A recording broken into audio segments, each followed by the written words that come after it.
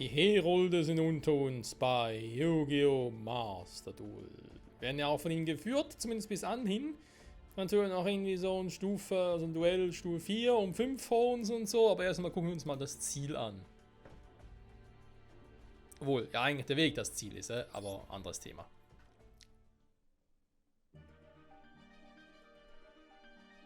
In der Grenzregion wird der Herold in einem Tempel verehrt. Wann dieser Tempel gebaut wurde, weiß niemand. Er ist alt, aber gut erhalten und ihn umgibt eine heilige, feierliche Atmosphäre. Je nachdem, wen man fragt, hat dieses Gebäude jedoch möglicherweise eine ungewöhnliche Aura. Anscheinend wurde es nicht als Kultstätte gebaut, sondern um etwas zu beherbergen, lediglich als Schrein getarnt. Der zentrale Teil ist verborgen, in angeblich stehender Götterstatuen. Betreten dürfen dieses Allerheiligste nur einige ausgewählte Priesterinnen, die Wahrsagerinnen. Die Wahrsagerin des Herolds ist die Person, die das Orakel vom Herold empfängt. Sie behauptet, ab einem gewissen Alter die Stimme gehört zu haben. Nach vielen Proben und Versuchen findet eine Priesterin, dass die Stimme dem Herold gehört. Diese Wahrsagerin erteilt den Menschen keine Befehle. Ihre Aufgabe ist es, die Orakel richtig zu entschlüsseln und die Menschen von Naturkatastrophen zu schützen. Dank entschlossener Macht und ihrer Verbindung zu den Menschen kann sie zukünftigen Generationen die Rolle der Wahrsagerin weitergeben. Und ein Mädchen wird als neue Wahrsagerin weiterhin die Menschen mit den Göttern verbinden. Das ist ja voll sexistisch, ey. Gibt gar keine Männer hier. So weit ist es schon, wa? Sexismus bei Männern. Scherz beiseite. So, mal gucken. Nein, will ich nicht. Ich will Duell Nummer 4 angucken. Sauravis, der alte und aufgestiegen ist, ein drachenartiges Ritualmonster und einen ganz speziellen Effekt. Okay. Wahrsagen des Herolds ist ein Fee-Empfänger-Monster. Und warum spreche ich immer noch so seltsam? Ich weiß es nicht. Herold Vollkommenheit, eine Gültigkeit, das sind ja diese Herold-Karten, Ritualzauber, schön. Ritualmonster, ja, so eine Sache, war. Ich meine, seien wir ehrlich, damals bei Yu-Gi-Oh!, also ursprünglich Yu-Gi-Oh! Serie, gab es im Vergleich zu Fusions- und Effektmonstern doch einige Ritualmonster, aber dann irgendwie kaum einer davon hat irgendwie einen Effekt gehabt. Also kaum eins davon war ein Ritual-Effektmonster. Und bei GX, ja, da kamen sie mehr, da waren halt mehr vor allem die Fusionen, die gerockt haben. Und danach war irgendwie so, ich meine, Ritual, sorry, brauchst erst mal die Zauberkarte und das Monster auf der Hand. Nicht mal im Extra-Deck, nee, auf der Hand. Ach ja. Schöne Zeiten waren's. Was?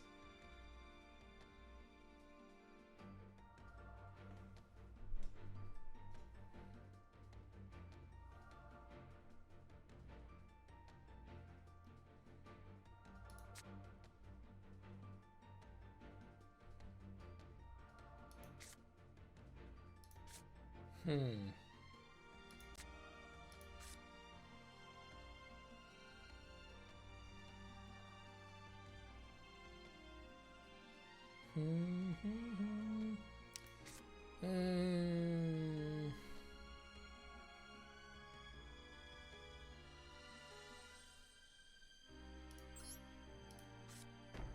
Dann spiele ich mal die, ich spiele mal die und ich setze mal die, so. Weil jetzt denkt der Gegner so, was macht der da?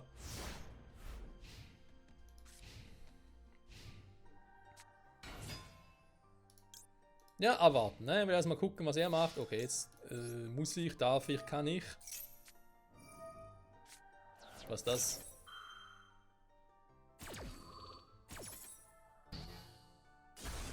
So ein Arsch. Egal.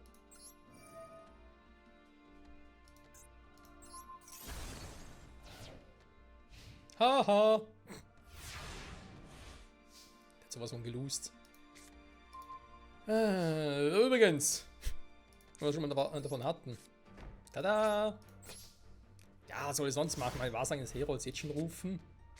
Bringt mir nicht so viel.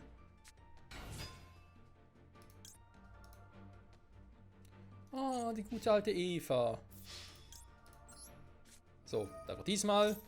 Dankeschön. Welches Artefaktmonster rufen wir denn da?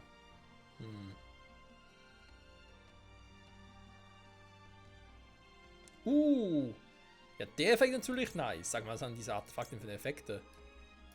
Ist endgeil. Dann ist aber. Nee. Weira noch nicht unbedingt gerade das, was ich will.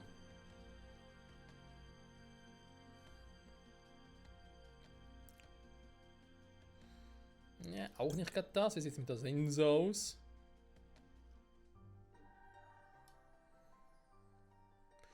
Der Effekt wird zwar auch nicht schlecht, damit ich irgendwas unterbinden kann, aber andererseits noch einfach ihn rufen und sage, hast verloren.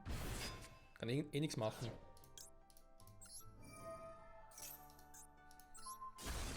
Da könnte schon noch 3 Karten, aber.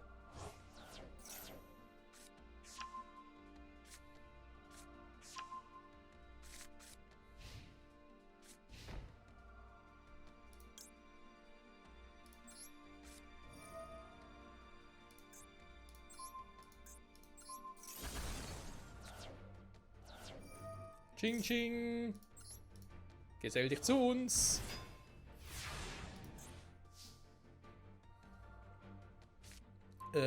Ja, ist Dankeschön, wenn wir gucken. Ziehen auf eine Karte. Ja, aber halt im gegnerischen Zug, das ist ein bisschen doof dann. Ein Deck hinzu, wieder ein anderer. Ja, das ist natürlich nice. Gut, ich habe eh nur die beiden. Dämmerung des Herolds, Orakel des Herolds. Ja, nehme die Vollkommenheit, nehme ich hier die Endgültigkeit. Die Endgültigkeit. Diese Frage. So, wo ist er? Hier. Stufe 12. Das kriegen wir aber hin, weil ich habe noch ihn hier. Brauche eigentlich nur Stufe 12, wa? Ach stimmt, scheiße, wir hatten ja schon. Ja, gut, aber. Er ist uns schwierig geworden, den zu rufen. So, was machen wir sonst noch so? Artefakt Durendal.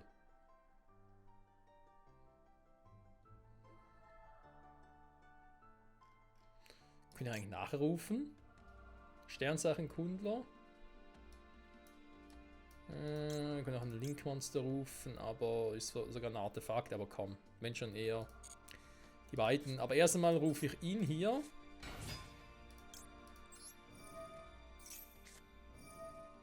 Was denn jetzt schon wieder? Bist du ein Spielverderber? Hätte eigentlich irgendwelche klugen Synchromonster? Naja. Rechnerritter Parschu. Herr der Zeit Progenitor. Fortbegeht. Mann! Sag mal mit diesen Namen, ey. Früher war das besser auch mit den Namen. Okay, ja, momentan noch nicht möglich, aber kommt noch. Hier noch hin.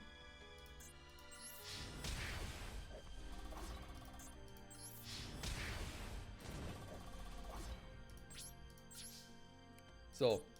Was war jetzt hier mit dem Schwert?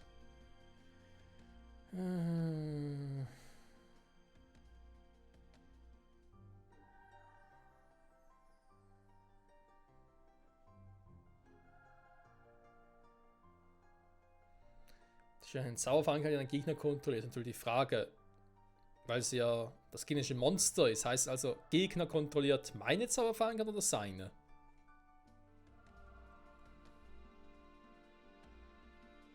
Jeder spielt mit einer Hand, misst eine gesamte Hand ins Deck, dann zieht er selber unsere Karten, die er ins Deck gemischt hat.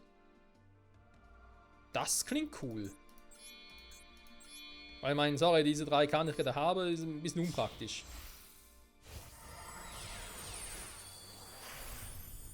Durendal! Das heilige Schwert Durendal. Okay, ich habe noch 2. Glaube ich. Ja, komm. Häng mal ein Material ab.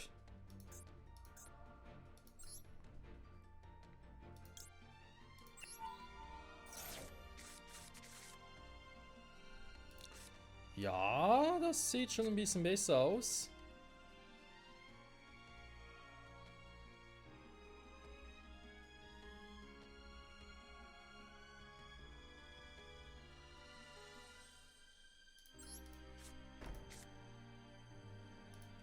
Doppelzyklon dann danach. Können wir da schon nicht setzen, aber ich warte mal ab, was er macht.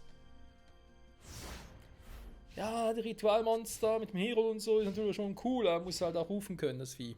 Was? Ja, nicht so normal mischen oder was? Nee, nee, nee. Genug gemischt, Freunde. Der Schrei der Untoten. Da ruft der Gejagten über mich aus. Ja, gut. Ich könnte ihn nochmal rufen. Bringt mir aber nichts, weil jetzt fehlt mir das Ritualmonster. Das ist doch kacke. Und deswegen auch mal angreifen. Man weiß nicht, was passiert war. Booms. Ja, da ist die Macht von Durandal. Er zittert. Und jetzt mal noch die Karte verdeckt. Und warten wir mal, was er wieder macht. Der Segen des Herolds. Zum Segen hat er nicht viel, wa? Nee. Das kann nichts mehr machen, Freunde. Ist vorbei. Es ist vorbei. Fachzündung. Schon wieder. Nee, komm. Und direkter Angriff auf seine Lebenspunkte.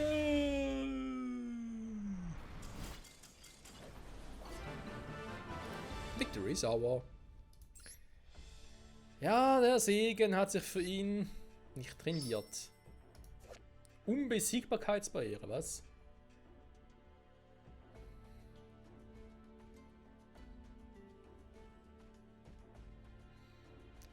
Du kannst ein offenes Ritual, Fusion, Synchro, Xyz, Pendel oder Linkmonster verbannen.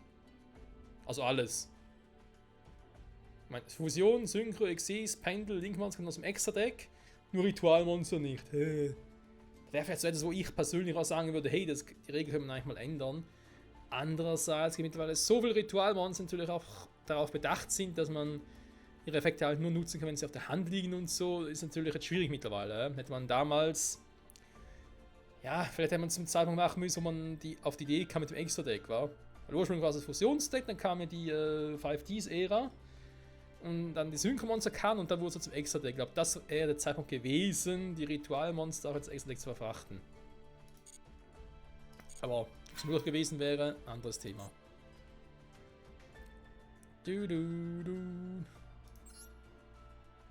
Was? Dytron Zeta. Cyberengel Wenten. Das ist limitiert? Wir haben trotzdem dreimal im Deck, super. Okay, warum auch immer die Karte limitiert ist, ich habe keinen Plan. Wird schon einen Grund haben, bin ich mir ziemlich sicher.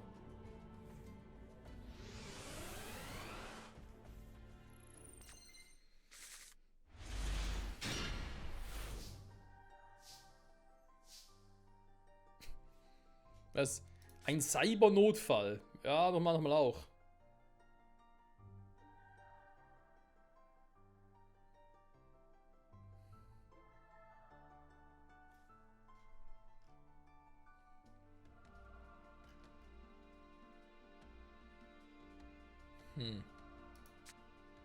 Was? Oder ein Cyberdrache-Monster. Oha.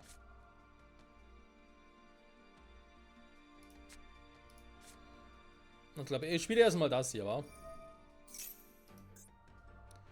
Er muss natürlich einen Zauber werfen dafür.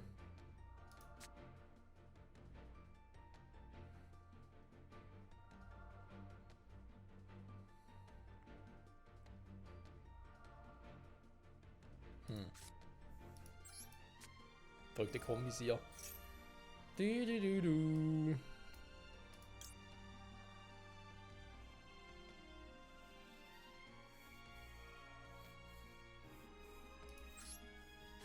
Was ist das für ein krasses Teil?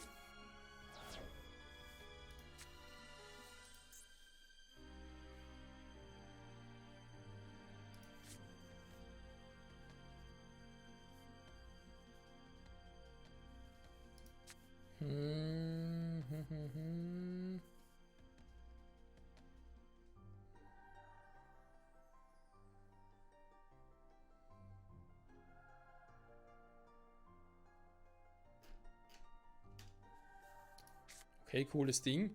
Theoretisch könnte ich jetzt also so ein vieler Spezialbeschwörung rufen. Warum auch immer das machen sollte.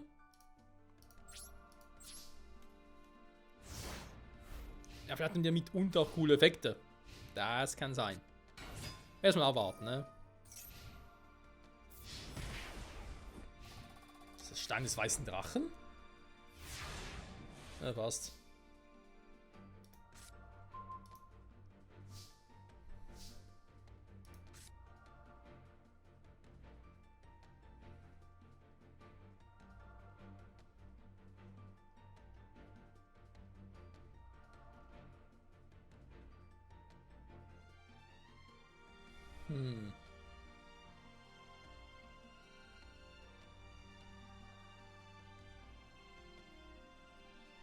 Ja, aber das Problem ist im Verteidigungsmodus. Warum?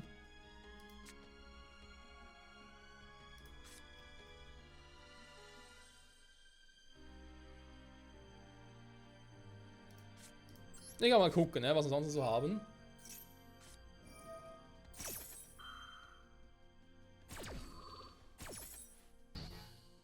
Du.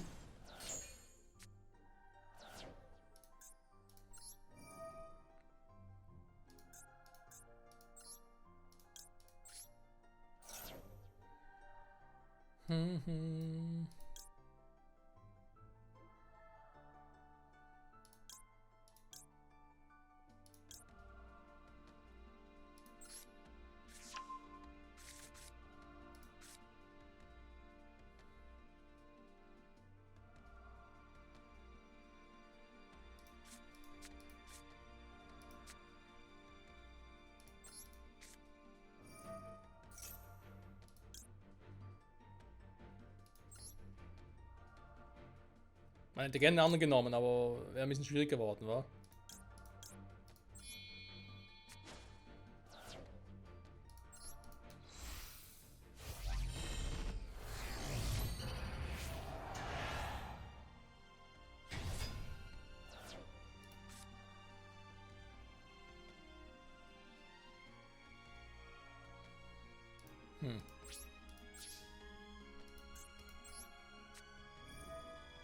Ja, natürlich.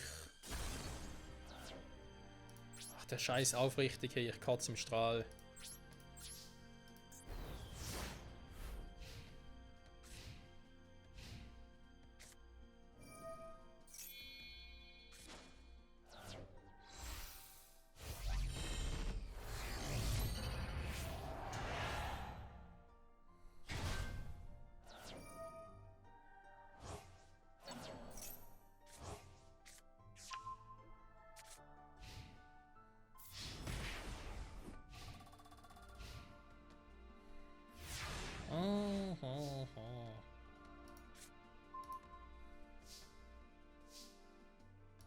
Die gute Eva.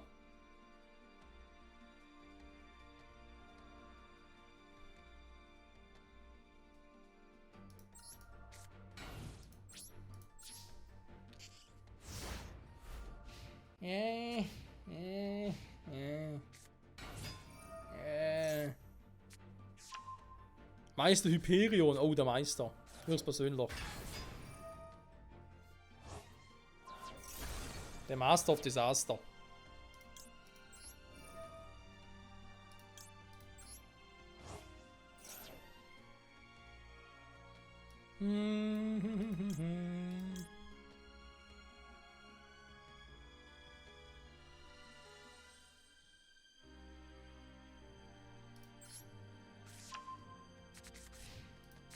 Ja, das kann nicht viel schade.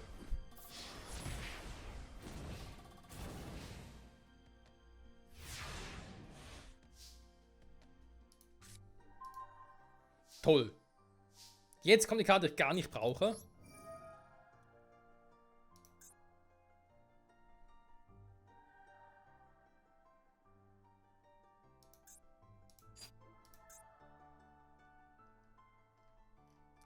Stufe 4 Monster.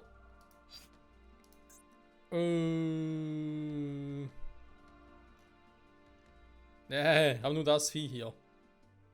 Und dann bringt mir gar nichts. Nee, warte mal, wir machen das hier.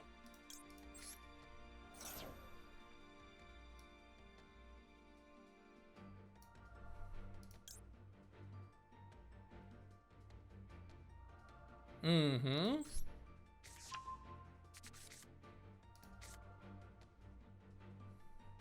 Oder einen Friedhof zu beschwören. Das ist das Problem. Man könnte ja nochmal ablegen, nochmal was anderes zu holen, aber wozu?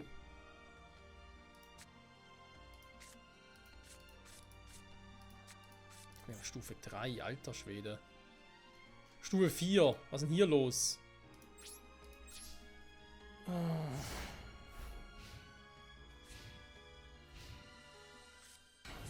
Wo ist mal die Ritualmonster, wenn ich sie bräuchte?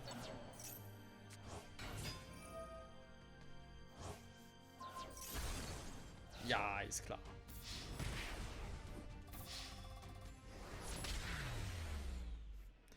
Okay, das war ein schräges Duell.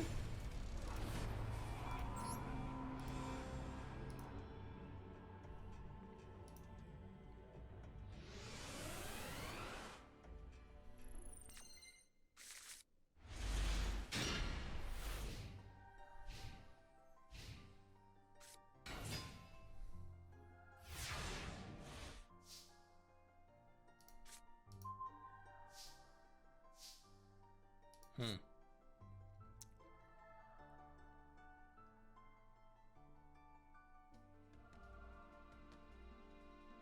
Okay.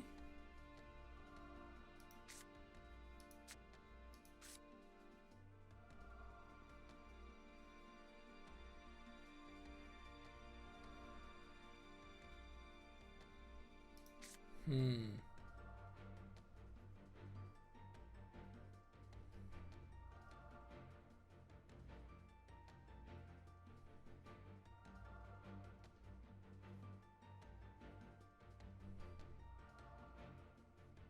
Hä? Warte mal. Oh, ihr wollt schon sagen, ich dachte gerade, ich kann irgendwie ein Ritualmonster rufen.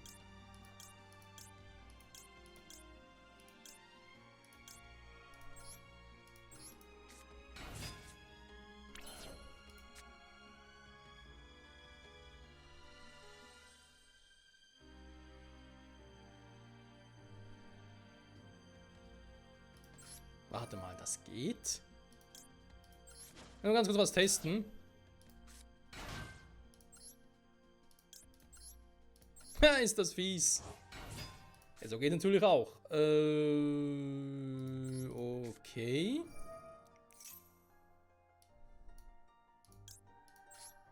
Stufe 12, wie soll er immer so Stufe 12 kommen? Was ist los mit denen? Das Alberengel wenden dann ja auch nur Stufe 6. Gut, ich kann das halt mal setzen. Eigentlich müsste ich jetzt... Ja, das ist ein Notfall.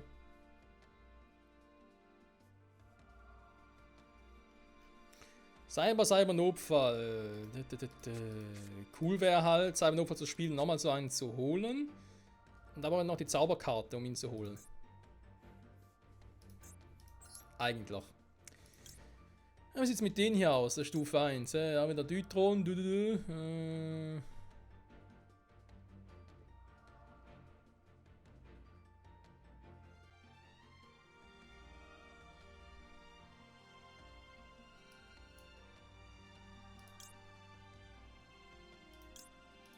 Ja, man kann es mal testen, komm. Ist so ein gutes altes Rang 1 Monster, wa?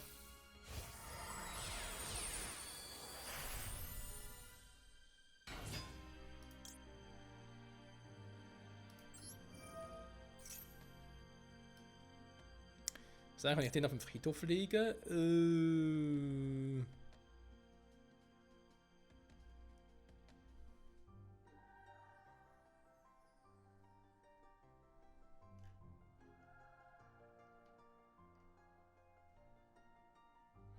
Nicht viel.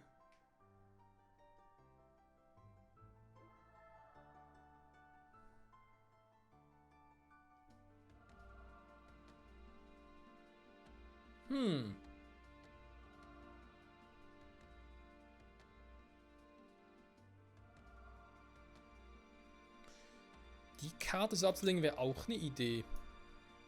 Ganz zuerst überlegt, ob ich ihn ablegen soll, weil ich kann ja auch den Friedhof zu beschwören. Also theoretisch könnte ich ihn nachher vom Friedhof zurückholen, wenn ich die Karte halt hätte. Aber ich könnte es auch anders machen. Eigentlich ein bisschen umgekehrt quasi. So. Klar, ich müsste den jetzt irgendwie quasi schwächen, damit das funktioniert.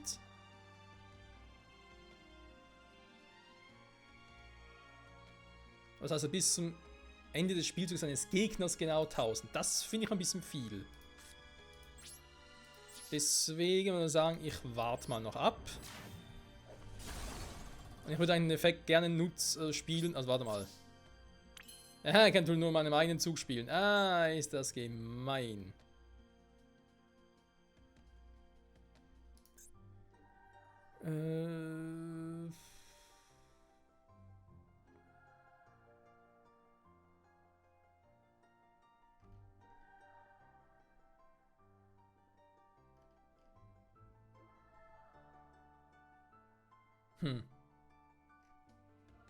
Okay, aber das Problem ist, ich kann das sowieso momentan gar nicht anders nutzen, sehe ich gerade.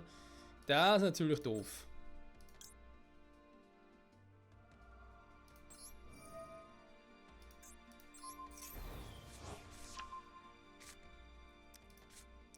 So, jetzt war natürlich ab, weil ich würde gerne ihn rufen. Das ist jetzt sonst ein bisschen doof. Was?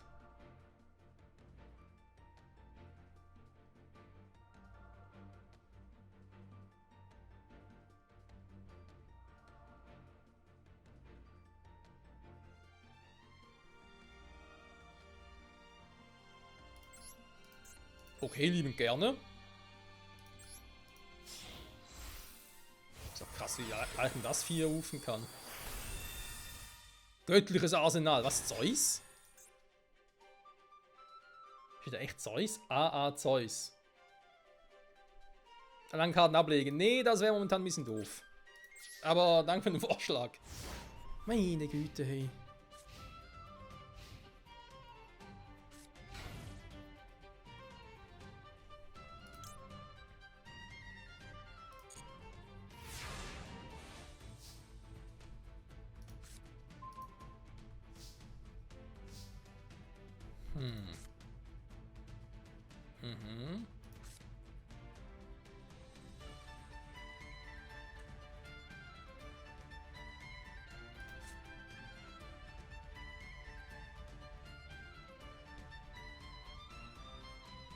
Warte mal, Fehmons muss sein. So eine Maschine. Dann klappt's nicht.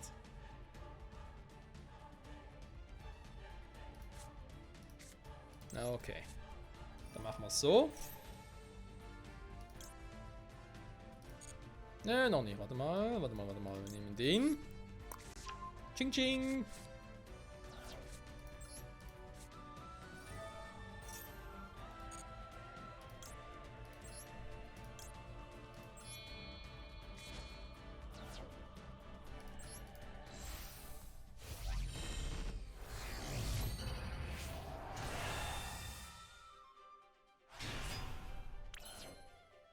Du hast hier mit dem Effekt auch doof, wa?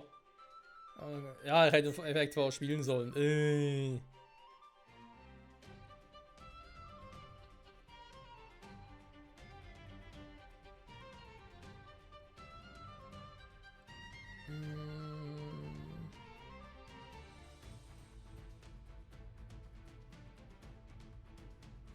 Okay, der Effekt ist auch cool.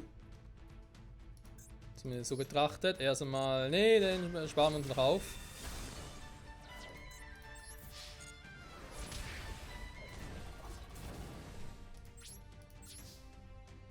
Tja, Freunde, was will mein Gegner tun, ne? Nee, nicht die Karte schon wieder.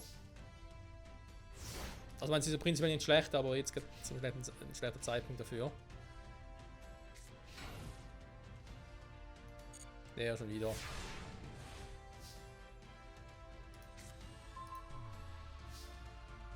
Herold der Endgültigkeit. Ja, dann gibt's auch noch den guten Herold.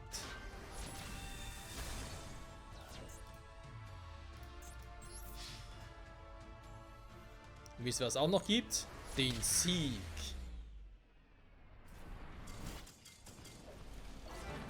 Victory is our. Ching, ching. Und damit, Freunde, sind nicht nur auf Level 10 jetzt angelangt, sehr schön, sondern Herold der Endgültigkeit, wir haben sie auch geschafft. Wir haben die Führung des Herolds, einen weiteren Story-Abschnitt im Solo-Modus abgeschlossen. Soll heißen, das nächste Mal werden wir uns um die Krieger hier kümmern, ne? Die unbeugsamen Krieger von der unterschiedlichen Loyalität, schwieriges Wort.